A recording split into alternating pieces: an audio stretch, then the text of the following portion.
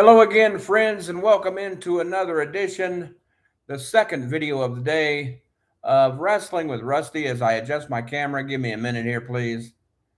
Wrestling with Rusty right here on YouTube, the second video of the day for February 22nd, 2026. Welcome in. Some of my new viewers, and I know I'll shave before the next video. I look like a bum from the homeless shelter, but I promise I'm not homeless. I just haven't shaved. Forgive me. But some of my newer viewers might not know how I got started in wrestling and why. And those of you that have heard it before, it doesn't hurt to hear it again. So I will do my best, and here it goes. Back in the early 70s, 1970, I would say probably 72, maybe. I was 3 years old. I've said 5 years old on this channel before, but I was actually probably about three to be more accurate. And my cousin Karen Gardner took me to wrestling matches in Charlotte, North Carolina at what was then the old Park Center, right by Charlotte's Memorial Stadium and Central Piedmont Community College, for those of you that might know that. Now it is called the Grady Cole Center. And then later on, after Jim Crockett Promotions, NWA expanded, they moved the matches to the old Charlotte Coliseum on Independence Boulevard, which is now Bojangles Coliseum. Bojangles being a local and regional chicken and biscuits franchise. They've got good food. I haven't eaten there in many years, but they've got good food. So they didn't sponsor this video, but free plug, check them out. Anyway, Karen, my cousin, took me to the matches, and somehow I met a lady named Sandy Brown, who, for today's purposes, most would call a ring rat, which is a lady that ran around with a bunch of wrestlers trying to corral herself a pro wrestler. I know for most of you younger folks, you may not realize this, but there once was a time in the 70s, 80s, and 90s in at least the South, maybe not in the WWE/WWF, but in the South, in which pro wrestling was taken seriously. Not this flippy flop BS and phony crap that they do today. It was taken seriously. And Sandy Brown and many others, females usually, tried to catch themselves a pro wrestler. Well, Sandy Brown knew my longtime friend. He wasn't my friend at the time, but he became my longtime friend until his death in 2021, Don Kernodle. And then she also knew Jackie Crockett and Ric Flair, Jackie Crockett being the youngest member of the Crockett family, who now passed away in 2024. Rest in peace, Jackie Crockett. But for today's purposes, Jackie Crockett became my friend. And when Jackie wasn't fussing with the rest of the Crockett's, being David Crockett and Jimmy Crockett, Jackie Crockett was this free-spirited kind of guy who did things his own way. He didn't wear a tie like Jimmy and David did, his brothers. And he didn't try to be something he was not. Jackie was just a free spirit, as most people would say, and one nice guy. I miss him terribly. But in any event, what I'm trying to say for the purpose of this video is he introduced me to a lot of pro wrestlers, and I became a pro wrestling fan, going back in the dressing rooms and also watching the matches when I wasn't in the dressing rooms. And that's how I became a fan. And I've been a fan ever since. of realistic pro wrestling, not today's pro wrestling like they have with AEW or WWE and the flippy flop stuff and the phoniness that they do today, but old school realistic based pro wrestling. Um, and I through Jackie Crockett, I met many pro wrestlers, past and present. Most are dead now, except for Ricky the Dragon Steamboat as of this recording. But most are dead now. But I met people like Abe Jacobs, Don Kernodle, Sonny Fargo, Roughhouse Fargo. Sonny Fargo and Roughhouse Fargo being the same person, depending upon where you were living in that particular part of the country. He was Roughhouse Fargo in Tennessee, and Sonny Fargo, the NWA referee in Mid Atlantic Crockett Promotions. And I met Paul Jones, Ricky Steamboat, Ric Flair, many others, Steve Kern, Tiger Conway Jr., Rufus R. Jones. I met so many, I can't even name them all here. And some of them became friends, and some of them were just acquaintances. But that's how I became a wrestling fan. And I'm still a wrestling fan. I'm just not a fan of most of today's product. That's why I created this channel and turned this channel into a pro wrestling channel instead of the other football videos that are on this channel. Some of it and some crime videos. I turned it into a full-time pro wrestling channel, trying to keep pro wrestling alive, or what I know to be pro wrestling, and not this crap that they do on today's pro wrestling, if that makes sense. And when the Crockett sold out in 1988 to Ted Turner, and Ted Turner renamed it eventually WCW World Championship Wrestling, both Jackie and David Crockett continued to work for WCW until it closed down in 2001. For a brief time, Jimmy Crockett worked for Ted Turner until they sent Jimmy home because Jimmy had an ego problem. But my relationship with Jackie was off and on because I didn't see Jackie for a while, both before Jim Crockett Promotions sold out and after Jim Crockett Promotions sold out. But I forget how I became reacquainted with Jackie. But somehow I became reacquainted with Jackie on or about 2001, when WCW sold out to the WWE / Vince McMahon. Jackie was out of work at the time, and I forget how I became in contact with him again, but we reconnected our friendship, and we're friends from in totality 1970 all the way to 2007, until he got some bad information about me and he decided on his end not to be friends with me.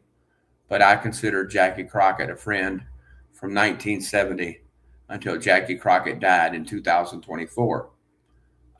Jackie Crockett got some bad information about me from my mother, who lied on me. Yes, mothers do lie too. And Jackie chose not to be my friend anymore. But that doesn't change my relationship with Jackie Crockett. I'll die and go to my grave loving Jackie Crockett and all that I am, and most of what I accomplished is because of Jackie Crockett and my days around pro wrestling and the NWA Jim Crockett Promotions. And even when I was not around pro wrestling and Jim Crockett Promotions, I had the opportunity to meet other folks like Ivan Koloff, who I didn't meet till after wrestling was over. Not at the matches, but when Ivan was serving a suspension for drunk driving. I met him at a rec center, and then Ivan became my friend after he helped me with my broadcasting project from the Carolina School of Broadcasting in Charlotte, North Carolina, that's now closed down. Ivan and I became friends, and then Ivan came to what was then Cablevision of Charlotte and did a talk show. I directed the talk show, but another guy named Frank Garner hosted the talk show. And the talk show was called Ponder the Possibilities. And it was about that particular episode was about Ivan Koloff and Ivan's days in pro wrestling. But I never met Ivan when I was around pro wrestling because when they took me in the dressing rooms, I always went into the baby face or good guy dressing room and usually never in the heel dressing room. The times that I met Ric Flair when he was a heel back in the 70s, um, he was always outside of the heel dressing room. So I never went in the heel bad guy dressing room at all. But so that's why I never met Ivan because Ivan was always a heel. Ivan's real name, Oral Paris. But I later met Ivan years later, and Ivan also became a wonderful friend, just like Don Cornolo did, and just like Abe Jacobs did, who worked at Ricky Steamboat's Mid Atlantic Gym in Charlotte, North Carolina, that's now closed down after Abe Jacobs' wrestling career was over. Abe and I became real good friends while Abe was wrestling. Then I didn't see Abe for a while. And then I got reacquainted with Abe at Ricky Steamboat's Mid Atlantic Gym and became friends with Abe again and stayed friends with Abe until he passed away several years back. I don't remember the year, but Abe Jacobs was probably one of the kindest men, just like Ivan was and Don Cornado was, one of the kindest men on the planet. And if Abe Jacobs called you a friend, if Ivan Koloff called you a friend, if Don Cornado called you a friend, you were really a friend. So I was honored to know them, just like I was honored to know Jackie Crockett. Um, Having said all that, through Jackie Crockett, I met Ricky Steamboat, and many, many other people that I can't even begin to mention. Um, so I'm not only addicted to pro wrestling, but I'm addicted to realistic Southern based pro wrestling, not this flippy flop, choreographed, fake looking wrestling that they do of today's era. Some of you have heard me badmouth Ric Flair on this channel. I now badmouth Ric Flair because Ric Flair changed. Ric Flair doesn't know the difference between Richard Fleer, who he really is, and Ric Flair, the persona or the character. That's why I no longer like Ric Flair. But I will always cherish my days around pro wrestling. And I encourage you fans that might be watching this now or on playback in the future to always feel free to call me and let's talk old school pro wrestling. I've always got time for you. If I don't answer the phone, leave a message and I'll call you back within 2 to 3 days. There was one guy who called me recently and I thought we were going to become friends. And there was one time where I missed his call and he hadn't called back since then because I told him I couldn't talk. And he got mad and hasn't called back since then. There were other folks like that too, usually based in California, but the guy I just mentioned was based in Nashville. But please understand that I do this channel and talk about pro wrestling on this channel primarily as a labor of love. I don't get a dime for it. So if you want to send me some money on PayPal, send me money. But if not, I understand that too. I'm just saying that understand that if I can't call you back right away, I'm not trying to ignore you. But I will call back. My number again, 724-826-0449. The other thing that I think is missing in today's wrestling is realistic. I don't mean you've got to pretend that it's always real, but you need it real enough where you can suspend your disbelief. Most of the stuff you watch on today's product and today's pro wrestling is so unrealistic that's why viewership is declining. Um, There will always be a certain number of core, C-O-R-E, core wrestling fans that will never go away. And most of those will be WWE fans that will never go away. But for the vast majority of folks, they're tired of this flippy flop, choreographed, fake looking bullshit that they call pro wrestling these days. Or they don't even sometimes call it pro wrestling anymore. They call it sports entertainment. Well, I don't give a shit about sports entertainment. Give me back my pro wrestling, not sports entertainment. But the other thing I want to explain to you guys too is be careful about putting these people on a pedestal. A lot of these people are not good people just because they're in pro wrestling. Some of the ones I mentioned in this video: Abe Jacobs, Ivan Koloff, Ricky Steamboat, Don Kernodle, Wally Kernodle, his brother Rocky Kernodle. I say Wally because Wally is Don Kernodle's brother's real name, Wally Kernodle, but he wrestled as Rocky Kernodle and Keith Larson in the wrestling business.